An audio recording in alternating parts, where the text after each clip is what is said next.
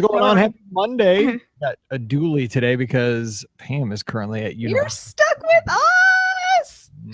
I looked to find my friend. She's at Universal with Scott. Jealous. I hope he's enjoying Harry Potter. He had to read all the books. I know, and see all the movies. He kept texting me when he finished one, and it was very exciting hearing his thoughts.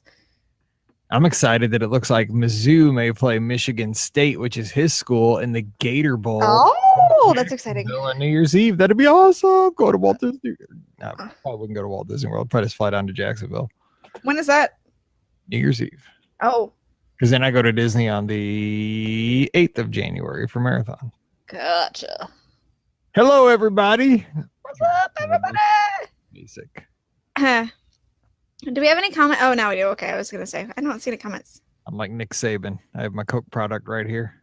It's good. I have my Starbucks product right here. This is what Ricky likes. This is no Coke for her. Oh, guess what? Starbucks. We got a Keurig thing. You got a Keurig? Well, it's like a mini Keurig thing. Pam got it for Mallory. It's like a Mallory drinks coffee? Yeah, it's like caramel. Oh yeah. Other, but it only has like one. You just put a mug under it, and it makes all kinds of noises. I hadn't even heard one until this morning. I was making my eggs, and like it was like it's like a jet. Yeah. Yeah. What is that? Yeah. It spits out the coffee. It's pretty cool. Yes. Oh, James is seeing Alfonso Ribeiro tonight with Candlelight Processional. That's awesome. Yes. That's awesome. Please stop doing that. I watch Catch 21. He hosts that show on the Game Show Network. Yes. Oh, he's winning. I'm sitting here. It's so cold here. It's cold here too. I mean, probably not as cold as there, but it's cold here too. Cold. I know I shouldn't complain, but I'm gonna. My run tomorrow morning is gonna be cold with a capital C. Yeah. Thanksgiving was good. Still eating the leftover turkey and stuffing. I've made 4 homemade holiday sandwiches. Oh my goodness, that's a lot. Every day for lunch since Thanksgiving. I had one today. That's a lot. I put turkey. I actually had a piece of Swiss cheese, cranberries, stuffing, and a pillow gravy on top. Nicely done. All right, so we're going to do listener questions. You guys can help us out. If you have questions, drop them in the chat. Oh, I wanted to share here because it'll be over by the time the podcast comes out. But if you guys are listening to this and you want to participate in the ornament exchange or the Christmas card exchange, the ornament exchange ends tonight. So there's if you're on the Facebook page, so if you scroll down, you'll see the person that you have to email. You'll have to email Michelle for that. I actually signed up this year. Michelle didn't have to bug me. How's that? Excellent. Good job for you. And then if you want to sign up for the Christmas card exchange, now that does last until the 28th. So that's Wednesday. So you can sign up for that. Joanne is taking that on this year. Again, thank you. Yes. So a big thank you to Michelle and Joanne for taking on our Christmas card and Christmas ornament exchange. We've done this for 10 years now. So that's crazy. Yes. So anyway, but yeah, so if you want to sign up for either one of those, you got to get on an ASAP because I forgot to mention it last week on the podcast. So whoopsies. You know what though? We were putting up our tree a couple nights ago. I guess we did on Saturday. And at this point, about 25% of my ornaments are from the exchange. Same.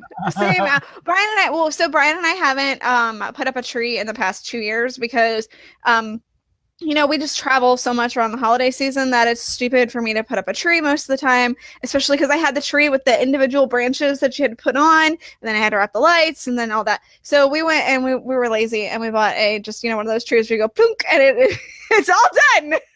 The tree's up in the studio. See it behind me? Can you see it? Oh, I see the little one. Yeah, the little Charlie Brown tree. Yeah, it's up. It's right. So there. So we did the one where you just like plop it down and it's done, and so I didn't have to worry about it anymore. And so I actually have a tree up this year with ornaments and everything. Although we plan on getting floors done in our house, and so it was probably really stupid of me because we'll probably have to move the tree so that we can get the floors put in our house. Check it out. I'm like real little in the screen. You're real big. That's a pretty cool looking shot. I can't see the screen. Oh, okay. I'm like down the corner. I'm like looking like I'm on your shelf. Oh, good. You are. You're sitting right here. I got to send a shout out to Mike Bankhead. He's in the chat. And I just opened a gift that I think came about a week ago. He sent me. Why are you just opening it now? because Mallory was hiding stuff because there's a certain birthday happening tomorrow, and she thought it was something that, and I was like, this like has been here, and it's not. So I opened it, and thank goodness Mike got me a pair of gloves, which I used this morning because it was so cold. I wore 2 pair of gloves this morning. I wore these awesome Nike gloves, running gloves, with my mittens on top. It was that cold, and it's going to be even 10 degrees colder tomorrow morning. So my gosh. Thank you. Sorry I didn't let you know earlier because I didn't even realize it. Is that certain something Mike Roman's birthday? Yes, I'll be. It is Mike Roman's birthday tomorrow. I'm feeling 22. Mike is not 22. There's no way. And yes. So anyway, you got to be 22 if you can do the Carlton. No. Oh, stop. Anyway, so everybody needs to wish Mike a huge happy birthday tomorrow. So yeah. 22. You only turn 22 once, or in my case, definitely not 22. All right, let's answer questions. I'm good with that because shout out to Mike. He's keeping my digits intact. Brian's texting me, and I don't have my phone, and it's downstairs, and I'm trying to text him on my watch, and it's not working. Right, Chip's right. 27 never looked so good. Mizzou. Coach Odom is staying. Rumors that he was going to Louisville. False. Who'd want to go to that train wreck? And who'd want to leave the SEC? And thank you to Mike. Also, a big shout out to Mike Bankhead for his Clemson Tigers taking care of South Carolina. Thank you. That probably moved us into a Florida Bowl game instead of being in Tennessee, which I don't mind Tennessee, but I don't want to be at the Liberty Bowl. I wouldn't mind Nashville. Yes. I don't. We'll save that for the show, Jillian. Oh, guess who's coming? Who? What? The cat. I'll get that cat out of here. Hi, buddy. Come on. My birthday is that cat to leave. Nope. He says happy birthday, Mike. Get out. Which one's that, Opie? Happy birthday to you. Happy birthday to you. Happy birthday, dear Mike. Happy birthday to you. Yeah, I see he's happy. Yeah, Mike Bankhead and I are not only brothers because we're both Mikes, we're also Tigers for life. Yes, that's true. Okay, let's do this. All right. 1413. Today was actually our 1500th show, by the way, the one that came out today. If you count all the live shows, the April shows, the breaking news, all that. That's awesome. That's ridiculous. That's fantastic. Oh, War Eagle. I got to kick somebody out of the chat already. Ranky. No, it's okay. Oh. Saturday was pretty rough. There we go. He's sitting down now. Stick by their team. I like people to stick with their teams. I was with Mizzou when they were losing to Nebraska 77-0. All right. We got questions coming in. We got business to take care of. Ray, we hardly got any snow, by the way. I missed that one earlier. We got just a dusting, but it was below freezing, so there was ice on my sidewalk. You know, I run my around the block 64 times every morning. And every time that is a cool mug. And every time I had to just dodge this one patch of ice. It was ridiculous. I almost bit it 3 times. But I figured that wasn't bad. 64 laps. The fighting words, Craig, down here in Atlanta. Anyone but UGA. It's about to be the Georgia massacre on Saturday. I can't wait. I hope Tua throws 5 touchdowns. Anyway, my coworker is a Clemson fan, and he lost a bet and has to wear all UGA attire on Friday at work. He's going to be decked out completely in UGA stuff. He thought Clemson was going to lose to South Carolina. No. He lost. So we had an event at work, and somebody the people who won got to choose what he did, and so that's what they chose. Is he had to wear UGA stuff all over. So there you go, Craig. Go Tech. Yeah. I don't know, Virginia or Georgia, but hey, either way. All right, this really isn't the football show, so let's get to Disney stuff. I'd love to. Anyway, let's do this. I would not be involved in that one. So football podcast, it would be so long. I love college football. I've always told Pam if I wasn't married to her, I'd marry college football. That'd be wow. She would be very upset about that. I don't like Notre Dame though. Sorry, got to ban another person. Because I'm in a Catholic town. Everybody in this town when I was growing up wore Notre Dame stuff. I'm not Catholic. Now, I don't have anything against Catholic people, but it was, you had to root for Notre Dame. I didn't want to root for Notre Dame. I wanted to root for Mizzou. Oh, Georgia Tech. There you go. You should know this. What's the Georgia Tech mascot? Hornets. or some sort of bee thing. It's a bee. I can't think of what it is. Holy cow! It's like a hornety bee thing. It's the Georgia Tech yellow jacket. Yellow Jackets. That's it. Yeah. I'm totally confused. I'm like Hornets. Maybe. Nope, that's not right. Nope. Yeah, Yellow Jackets. That's right. Yeah, because it's yellow and black, and that makes sense. Yeah. We need to do a Christmas show where we just play Name That Mascot. No. Okay. Sorry, I got that wrong, Georgia Tech people. My apologies. You almost sold me on it, though. You can see how much I don't don't follow football. Yeah, so you get me out of here. Yeah, and how about that 7 overtime game? I just wanted to go to bed. Okay, we got to go. Anyway. All right, let's do this. Come on. Yes. Okay, here we go. Let's go, Mike Roman. So is my wife, Mike. So I married well as well. But I've always told her if something happens, I'm just going to marry college football. All right, 14-13. Here we go. This is what you get when you watch live on YouTube. Yep. See why you watch live? Here we go. Welcome to episode 1413 of the Be Our Guest Walt Disney World Trip Planning Podcast. I'm your host, Mike Rallman from BeOurGuestPodcast.com and MagicalMouseRadio.com. So check that out today. We are here on a Wednesday to answer your listener questions. And thank you so much to everybody who sends those in. You can always send those in to Mike at BeOurGuestPodcast.com or just drop by the Facebook page. Most Mondays around 5:30 Eastern, we get to talk. And sometimes it's not about Disney right off the bat. We have a little pre-show, but then we jump right in to the listener questions. So thanks to everybody who is in the chat today. We've got a great group, and we're getting ready to answer those questions. And Pam right now just looked on Find My Friends because I don't know why I did this. I know she's in Florida. I know I'm in freezing St. Louis, Missouri, and I'm happy for her, but she's been down there so long that I'm kind of getting angry because I'm stuck in the Midwest and it's freezing and she's having a good time. She's at Universal Studios right now. So you get a Mike and Ricky show today, which is going to be a lot of fun. So Ricky's joining us from a DisneyWorldAfterAll.com, touringplans.com, and the Mouse for Less. What's up, Ricky? I'm just living the dream. That's pretty much what's up. So, yep, I'm excited to answer your listener questions. Yes. So how was Thanksgiving? Thanksgiving was good. It was hectic. It was crazy, but it went by really fast too. So the family was here for a week, and I gotta tell you, it went by in a flash. So, but we had fun. We went to I think I talked about it. We went to Gatlinburg for part of it, and then we had Thanksgiving at my house, and then went to Six Flags. And let me tell you, okay, Six Flags over Georgia does the best thing ever because they give you can buy mugs that you get hot chocolate, and they do unlimited refills of hot chocolate. So you're already cuckooed up on hot chocolate, right? But then they do the most genius thing ever. They put, if you ask for it, they will put a marshmallow peep in your hot chocolate as like the marshmallow. Oh my gosh. Marshmallow peeps in hot chocolate is the best thing ever. I'm just telling you right now. It's so good. It just sugars it up just that much more. But they just have like peeps like laying around from Easter or something? No, they're snowman peeps. They're holiday peeps. But yeah, they're holiday ones, but they are so good. Then they put some whipped cream on top of it. It makes it fantastic. And I just got to say, marshmallow peeps are where it's at for hot chocolate. Six Flags is trying to tempt me. You know, they keep sending me this Cyber Monday stuff because that's the day we're recording right now. $49 for a season pass, and you can go to the holidays in the park and all that. I don't know. Yeah, but you have to buy like 4 tickets to do it that way. So just keep that in mind. Anyway, so. Yeah. Well, yeah. So you got to find one more person to get another ticket. Six Flags. All right. Anyway. All right. Let's get to the questions. Thanks for being here. And first question, like I said at the top of the show, is from Tyler. It says Caribbean Beach status. Hey guys, a few weeks ago, I heard you mentioning some great things about dining at Caribbean Beach. This was encouraging to hear despite all I've heard about the inconvenience from the renovations there.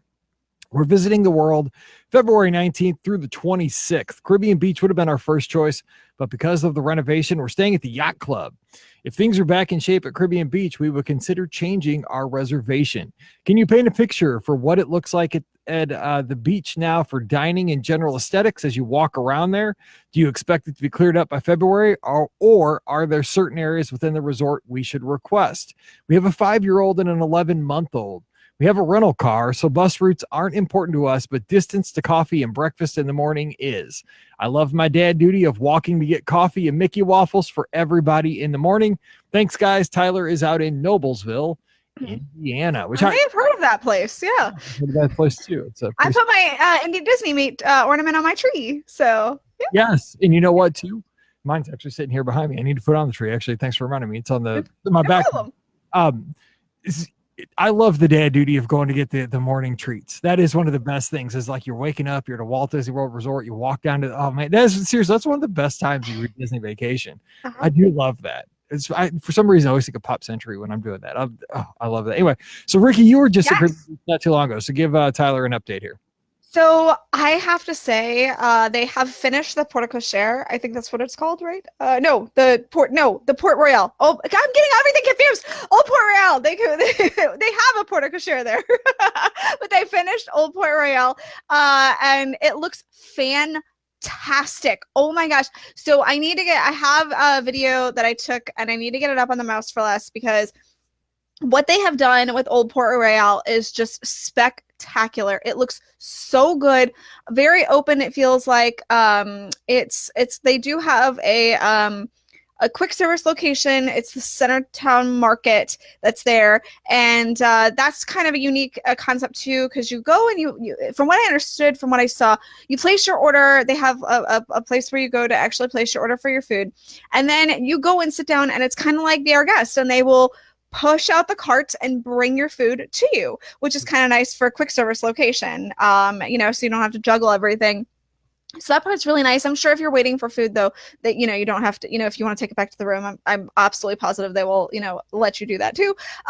So that is kind of nice. It's gorgeous in there. I ate at Sebastian's Bistro, so I do have a review of that on the Mouse for Less if you want to see what that's like. Sebastian's Bistro was absolutely delicious. Very much enjoyed our meal there. Had a couple of appetizers, and the bread they have it's not as good as the bread service at Sanaa, but they do have their kind of own little bread service option at Sebastian's Bistro, which is quite delicious. The guava butter, oh my gosh, is so fantastic. Holy cow. They also have jerk chicken wings that I tried, which were really good too. But man, I'll tell you, those suckers got spicier and spicier as you kept eating them and eating them. Yes. Were they hot? They were hot. Oh my gosh, let me just tell you. That is one time I will use that phrase correctly. So yeah, they were hot. And then we tried the pork, which was excellent as well. And they had one of the most rich chocolate desserts I've ever had in my entire life there. It's like just basically a mug of chocolate is essentially what it is. But it's so good too. So very much appreciate what they've done at Caribbean Beach, and hopefully hopefully by Friday I will try to get the video up on the Mouse for Less's YouTube page so you can kind of see what it looks like on the inside, because it is absolutely stunning, and they've done a fantastic job with the refurbishment. So what about the resort as a whole, though? I think he's worried about, if I get a room, what's the resort looking like as far as the swimming areas and walking around the resort? So I mean, you got club now, which is a win. I mean, those new rooms are awesome. You got a great resort. Yeah. So they the Old Port Royale area has the pool, so you can still go to the pool area. Nothing has been impacted there. I did see like some construction fences, but I mean, if you're really worried about, it's not, let's put it this way, it's not the mess that it was at one point. You can dine there now. You can get around, I think, a little bit easier, especially if you have your own car. That'll make things a lot easier. And I'm sure if you ask for a building that's kind of close, they will be able to accommodate you as well. So I think that it's, they're still building. Obviously, they're still working on the tower. But I think it's definitely close. And it's, everything is supposed to be finished by July of 2019, I think. So yeah, by February, a majority of, I think, the work will be pretty well done. So I mean, you're still gonna have a little bit, but it's looking really good. I have to admit, it's looking really good. And Craig says he was just saying it looked pretty good. The gondolas, if you want to say it correctly, are actually still being put in over at Caribbean Beach. Also, they're in Hourglass Lake over at Art of Animation and Pop Century. Various places around property. They're starting to string the wire. I mean, it's getting close. Of course, we're going to talk about. Although it's fall 2019 is the date for the gondolas, but it's closer. I mean, it's starting to really, there was just a stick here and there, and now it's starting to take shape. But yeah, those are going in over there. So here, if I had to give Tyler some advice, so we move on to the next question, I would say stay at Yacht Club for now. You got a great reservation, great location, great pool with Stormalong Bay. That's true. There, and then Caribbean Beach next time. Yeah, Yeah, absolutely. I don't think you can go wrong with either one. Let's put it that way. really. Yeah. But there's nothing happening at Yacht Club new rooms. I like it. But All right, it's not the disaster zone that it was. no, Let's just put it that way. not at all. Yeah. But I mean, it's one of those things. Just You can feel comfortable staying there now. I feel like I couldn't say that in the summer. So.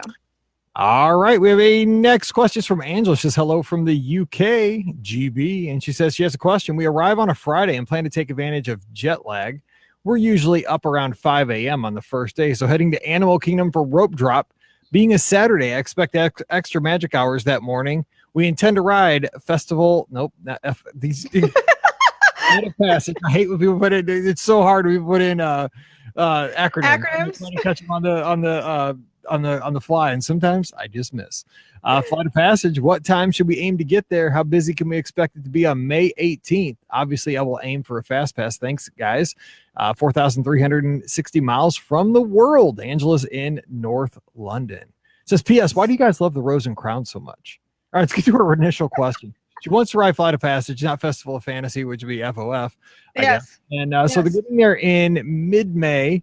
Rope dropping, I think extra magic hours. If you want to be like in the queue immediately, I would be there minimum 1 hour before they're going to let you in, regardless of whether it's extra magic hours or standard hours. I would be at the turnstiles 1 hour before scheduled opening time minimum. What do you say? I think that's probably about right. Yeah, minimum 1 hour before whatever that extra magic hours time is. But I have heard that they do let people in about half an hour to 45 minutes. Or no, if extra magic hours is like 8, I've heard that they've let people in like between 7:30 and 7:45. So that's something to consider too. Now I don't know if they'll let you to the attraction at that point, but at least you can be in the park and moving that direction. So it's something to consider too. So have you done Rose and Crown? I've only done it once at the end of the what was it called, World Showcase Undiscovered, or the tour I did last year. And that's where you finished up. You got to go in there and have lunch with like a Scotch egg. It was awesome. I loved it. I thought it was just cool because I'm probably never going to be in England. I hope to go to England someday. I mean, it looks awesome, but it really did have that feel of like, I think of, my mind's eye, what an English pub is. That's what it felt like. And the food was really good. So if you're from London, it may not be as authentic as it should be, but it's from an American guy from the Midwest. I felt like, I need a pint, even though I don't drink beer, like it fit the bill for me. So what do you think, Rose and Crown? I liked it too. I'm a sucker for like a cottage pie, shepherd's pie type thing. So I really do like that. I enjoyed the Scotch egg when I had it. It has been a while since I've been there. It's been a couple of years. But I did think that it was, when I ate there, that it was quite good. So I don't know. I like the food. I thought the food was decent. So cool atmosphere too. So yeah, I haven't sat outside. I've only sat inside, but I think that it looks kind of interesting. So. Is that how you do it? I'm guessing she probably doesn't like the Rose and Crown for the way that. That's what I'm thinking. No, I'm like, now I want to know more. I want to know why she doesn't like Rose and Crown, because that's how it sounded. So. Like when people say, "Why do you like Taco Bell so much?" Well, that we all want to know. So trust me, we're judging you in that. I don't care if you judge. Doesn't bother me. I tell Pam I'm my own person, or I tell Mallory that. Be your own person. If people say, I don't care. Anyway. Well, that's true. You definitely don't care. He says, when traveling from the All-Star Music, best way to get to the Contemporary for the Lizard Meetup to Ample Hills from Music. All right, he's coming from All-Star Music. Wants to get to the Contemporary. Easiest way there, Disney transportation. Let's go that. Bus to the Magic Kingdom, boat to the Contemporary, or monorail, because first stop. Right. Probably take the monorail for the meetup. And to Ample Hills from Music, obviously, I would... That one, I might take an Uber, just because it can be so quick to just go to the boardwalk. Right. But you could, your best way there, I guess, would be to a bus to Epcot, and then you got to walk through the entire park out the back of the International Gate. Or if you can't... Yeah, that. Or if you're not going in a park that day, whatever bus comes first, and then take that to the park, and then go to the boardwalk from that resort, that, you know, that park. That's the best thing I can think of. If you, but that, again, that's going to be a long ride. So I definitely would consider an Uber or minivan. I remember those days when I first became a Disney fan and only used Disney transportation. Yes. I would do the old, you know, because like that's how they trained us. Like, you know, you transfer, like, okay, you go from here to a park, from a park to a resort. Like you spent 3 hours trying to get over to Riverside. Yeah. Wanted to go, but I mean, Uber's kind of solved that problem, which is yes. All right, Jillian's got the next question again in the Facebook live chat. How much do you typically budget for souvenirs when you go to Disney? Now, this is kind of a tough one, I think, for folks that travel to Disney often, because I used to kind of set a budget, especially with the kids. With Paige back in the day, we would at first let her get a small souvenir from each park throughout the trip. Magic Kingdom, Animal Kingdom, Epcot, and Studios. Like you got one thing from the 4 parks. That was it. Wasn't a big thing. As she got older, we got her a Disney Visa, like prepaid gift card with like $100 on it, and she could spend it however she wanted. That was just, it was a good lesson in budgeting. You know, that's kind of how we did it. Now that we go more often, it's more fluid. Like if we see something that's a good deal, we'll get it. I put up the monorail under the tree last night. Finally gave up the ghost. It's kind of stationary. It's kind of like the Walt Disney World monorails right now. Oh, too early. Too soon. One of my doors fell off. I'm not joking. So, did somebody run into it? No one was hurt in the accident, but one of my doors did fall off of my monorail and it will not move. So I think I'm gonna have to put a call out to maybe Scott if he goes back by one of the resorts to mail me one. But so yeah, it's but I really don't have a set budget. How do you look at souvenirs nowadays? Yeah, so I also don't have a set budget, but I do live with the cheapest man alive. I call him fiscally responsible. So I kind of really do watch what I spend just in general. I mean, I feel guilty spending, $50. So, I because he's taught me to feel guilty about spending $50 at a time, except for some food. Ironically enough, I feel fine spending $50 on food, but when I want a souvenir, I'm like, no, I don't want to spend that much money. So I don't know why that is. But usually I kind of have an idea of something that I want. Like, usually I will want one of the dresses from the Disney Parks line, which those are definitely more than $50. Those dresses, I call those the $1 million dresses. Yes, exactly. So I've done that, or I will go for like the Vera Bradley purse, which they just came out with a new one that I have to have. Yeah, I call those the $1 million purse. Boy, exactly. I'm in it for the money. When I go big, I go big. So, but I mean, it's not like I'm going for the Dooney and Burke ones. So I'm just going for the Vera Bradley ones, the ones that are cloth. It's fine. So I mean, I don't buy a lot of souvenirs. Again, kind of like you, Mike. I don't have a lot of things that because I go so often, I don't have a lot of things that I need to buy or want to buy. But when I do, I'll spend typically about $100. I have to have it in mind, and I'll spend around about $100. But that's me, and I'm cheap, so you might want to budget a little bit more for especially because I think I saw that it's a first time trip. So since a first time trip, I would definitely budget, $250, $300 or so, something like that, with, budgeting for souvenirs, because, you do get, drawn into the things. And if you want to buy a $50 purse, go ahead and buy a $50 purse that you have the money to do it. So here's the thing though. Okay. And Jillian's got kind of a follow-up in the chat. She says, what are your best budget tips for a first time trip? Maybe some things people don't normally remember. So kind of overall budgeting. Yeah. I think the thing you got to remember is it's a little bit different than it was a decade ago. Like most things. I mean, I was always like, when I went down and didn't get to go so much, and I think Jillian's in this kind of situation, you want to bring something home to remember that trip. This is something special. Like the first time I flew, I got a little Southwest Airlines jet at Orlando International Airport. Now this is like a little trinkety thing that was like $10, but it's got a memory for me because that was like a turning point in my life that I finally got on an airplane. I got the little Magical Express buses and so forth. I mean, I get dumb little souvenirs. I got the whole bus set, the regular transport bus and the cruise line bus. I get those things. They're not really expensive, but it has a memory to me. That's important. And right. But the thing is, like a decade ago, when I would go down there, you know, it was like you had a chance to get something on the vacation, and then Yes. once you got on in the car and headed home, that was it. You know, now you got the app where you can pick up almost anything from the park. That's true. That's That's a true. big thing. So I think, you know, if you see something, don't regret it if you buy it. You know what? You're going to Absolutely. spend more money hopefully down the line. But the thing is, I don't think you need to feel that urgency quite as much, even though here's my thing too. This is stupid, but this is me.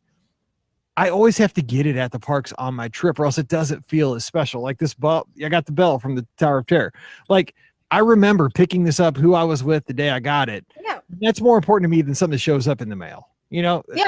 I don't know. It's Yeah. kind of dumb, but the memories. No, it's not dumb. It's not dumb at all. I mean, like I said, I could probably buy that Vera Bradley purse online at this point. I don't know yet because I haven't looked, but I could probably buy it online. But I choose not to, and I'm gonna wait till I go down for Christmas and buy it when I go to Disney Springs because I know I'm gonna be in Disney Springs. Hint, Mom, we have to go to Disney Springs and buy this purse for me because I know you're watching, so I have a purse I want to buy. But you know, I will. You know, I tend to kind of stockpile my money and buy one bigger thing. You know. That's kind of what I tend to do. And that's kind of what I did before too. You know, so, and as far as budgeting, for other options, you know, a lot of things that we do is we'll split meals or order appetizers that when I'm, you know, at a restaurant. Disney doesn't, you know, they don't get mad at you for splitting meal, so don't feel guilty about that. Eat.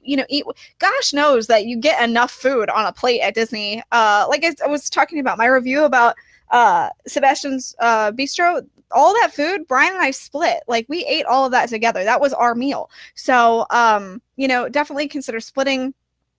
Counter service meals, you can definitely eat kids meals if you know, if there's something on the kids meal section that looks good to you that's kind of like the adult meal, you can absolutely do that.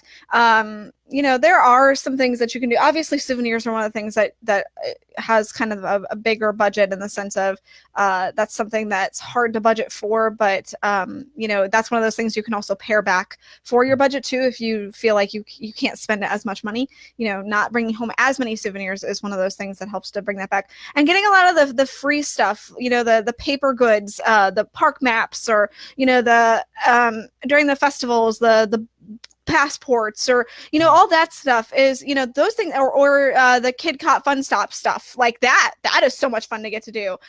Apparently Mike steals that soap, you know, so Free toiletry when it's special. free toiletry. I mean, those things don't have a cost to them, but they are souvenirs, you know, that kind of stuff. So there are ways to kind of budget, you know, for your trip. And I mean, I don't spend a ton. I know I have my annual pass and I'm down there a lot, but I don't spend a ton of money on, you know, stuff while I'm there because I, you know, kind of have the most that I spend money on is probably food. So that's kind of where I'm at. And always take the pin from your hotel room. There's a nice free souvenir too. I got a ton of Walt Disney World pins. And so I got to send a shout out to my boy. I love Jonathan. He's up in Canada. You got to Google. Oh, let me tell you, I'm drinking the coffee that's in this mug right now is Jonathan's coffee. Oh, yes, it's so good. Oh my gosh. I'm just saying, you got to follow this gentleman on the social media and just Google Monkey Cakes Bakery in Canada. You'll find it. But he says, I get a coffee mug. My wife gets an ornament. They bring us memories. That is exactly what I do. Yeah, that's what I used to do. Yeah. And he says, then she gets a Dooney and Burke purse. Love you, brother. Yes. Love you, brother. Cookies this afternoon on Instagram were killing me, man. And scones. I had my first scone at scones just remind me of kidney stones. I don't know why. Scones. But anyway, I'm sure they don't give you kidney stones. I'm sorry if I'm implying that. But I had one at Grand Floridian. They're good. They're nice. There you go. I want some of Jonathan's scones. Let's make sure we get that quick. I'm drinking his coffee. Perfect gift for the holiday season. Just saying. There you go. Exactly. By, monkey cakes, but there you go. So let's get to the. Wait, I lost my question here because we had so much fun there. I had it pulled up on. We got distracted. I had a would you rather somewhere, and let me find it. Oh, here we go. It's from Natalie. Thank you, Natalie. Would you rather early morning magic at Hollywood Studios or Magic Kingdom? 2 adults, no kids. One is a first-time visitor. Okay. I'm going Magic Kingdom. Just more target. That's exactly. I'm going Magic Kingdom too, and here's why. There's more attractions that you can ride at the Magic Kingdom as part of early morning magic. So it's 6 attractions right now versus the 3 in Toy Story Land. So I'm absolutely going to say to go with Magic Kingdom. So that's my suggestion. But Eric does say Hollywood Studios includes Toy Story, the new hotness with long. I understand that. I get that. But 6 attractions versus 3. I think I'd rather do 6. Yeah, that's true. Plus, I think the one is Seven Dwarfs Mine Train. So, I mean, both of them have long lines. So, Jonathan, that's really funny. All right, next question. Couples night from Antoine. He says, hello, Be Our Guest podcast crew. I guess that's us. Love your show, and I think you guys have the best Disney podcast out there. Woo! Yes, we're winning! Previously answered my question about transportation from the Animal Kingdom Lodge, and I'm no longer worried about the bus to and from the resort. I do need your guys' advice on one last thing, though. My wife, and I guess he left out the I, haven't been able to have much alone time with having to keep up with our 3 children. Luckily, we're going to be in Disney World. My brother-in-law has agreed to take our kids along with his own to Universal for the day and back to his home resort that night. My wife and I want to make the most of this day without kids, so we're looking for suggestions on a fun but intimate couples night out. We've only been to Disney World once, and I don't know about anything that they have to offer. Thanks for your help. Antoine is in Pittsburgh, Pennsylvania. Nice. It looks like, and I can't remember. I feel terrible, but I think they're staying at Animal Kingdom Lodge because that was what he implied in the initial response here. Man, I'm just telling you, a night at the resort with a dinner. Yeah. Is pretty sweet. Yes. Or Sanaa. Yes. Even if you want to save a few bucks, Sanaa is just as nice. Either one, pretty sweet. Yes. I mean, of course you have California Grill too, but I mean, if you've got Chico right there, I would go with that. That's super nice. And the resort itself is really romantic too, because you've got all the animals and you can do the night vision goggles, and I love that resort. It's so fantastic. So I think that would be fantastic and a great option. But if you want to go to the parks, I mean, that can be romantic too. You can make anything romantic. I think we've officially, our podcast has proven, for the most part, anything can be romantic with just the 2 of you. Apparently, Josh is in the chat saying that the Seven Dwarfs Mine Train lap bar is the most uncomfortable thing in the world. So maybe that's not too romantic. I'm just saying they're just kind of. I don't know where that's from. There you go. And, well, he was talking about because I mentioned the Seven Dwarfs Mine Train on that other. quickly, and I just don't put things back with the right stuff. So, no, you got to put it back together, Mike. You got to put it back together. I like Doug's suggestion to sit out by the fire. That's a good idea too.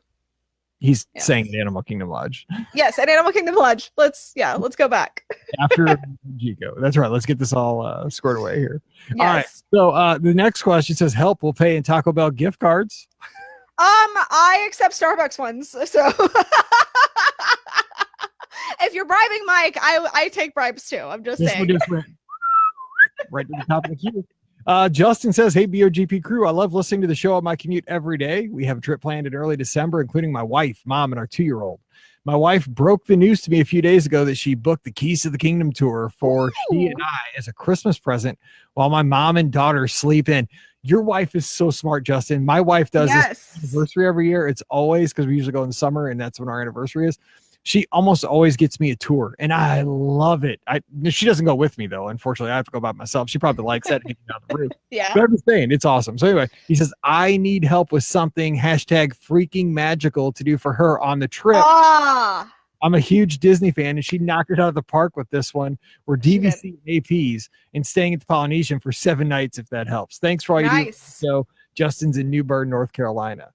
I got it. All right, so Ricky, it's got to be #freaking magical. So, I mean, she bought you an awesome gift. So you are, we discussed it just a minute ago. Buy her a freaking magical purse. Okay, so here's the thing. Do you go merchandise or do you go experience? Because for me, it's always true. Experience, and I love. I know, agreed. Because you know what, though, you get to do the experience together, so I think that's kind of cool. Oh, I wonder. I don't know if they still do this, but this just totally popped in my head. I think I'm on a coffee high right now. Jonathan's coffee. I'm feeling really amped up at the moment. So I think in the past, Amaret's Patisserie would. This just seems like something kind of fun. They would do a cake designing class where you could go and learn how to decorate one of their cakes.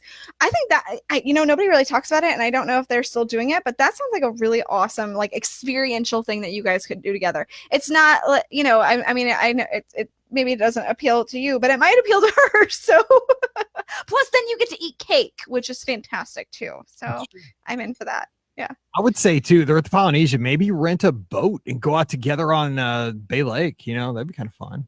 What about the Grand Walk? Yes.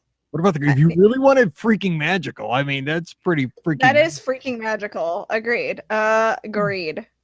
So Todd says good. Private fireworks cruise or the Wild Africa Trek. Ooh, a Wild Africa Trek is. I've heard nothing but fantastic things about that. So Ooh, Vicky's offering that there's apparently a cooking class at the Italian restaurant at Disney Springs. yes. Okay. Ooh. Well. Okay. So another thing you might want to look at is paddlefish and trattoria. Terralina Crafted Italian. They're both owned by the same group, and so a lot of times they will have some sort of cooking class. You do have to go to their website to find out when those cooking classes are. I actually did one at back in May. And it was fantastic. I very much enjoyed it at Paddlefish. It was super, like, I cooked things that I didn't know that I liked. Like, we tried things that I didn't know I liked. I got to flambe creme brulee for the first time ever, which I'd never done either. So that was exciting. And again, it's kind of like because you don't get to cook the meal while you're there, or at least not during the one that I got to do. But you do get to see them cook the meal, and then you get to eat the meal, which is always fantastic. So that's really good too. Plus, they give you recipes of how to cook the meal. I need to do that because I really enjoyed what we cooked, and I know I have pork in my my freezer, and one of the things that we cooked was pork, so I should probably do that.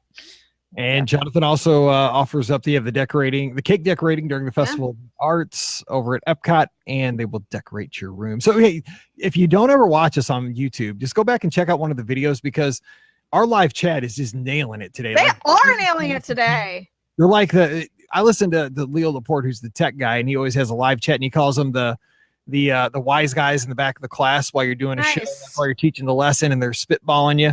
And that's what this is. So you can see all the comments if you go to youtube.com/BRGuest Podcast. They're like Pam today. They're definitely giving us some good advice. Yes. Definitely. All right. I'm going to read this next question, even though it looks like it's from a Kentucky Wildcats fan, which that's okay. We were robbed by that game. We were robbed. We dominated. Move along. It's fine.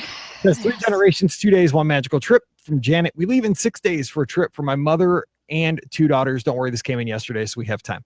I pushed it up to the top. Oh, good. We started as a gift of a trip from my youngest daughter to my mother to see Disney World at Christmas that quickly grew to include my other daughter and I. As usual, we want to pack our favorites into our 2 park days, plus include some fun new things. My pick for something new is to try a monorail food loop and try the lounge at the California Grill the afternoon we arrive.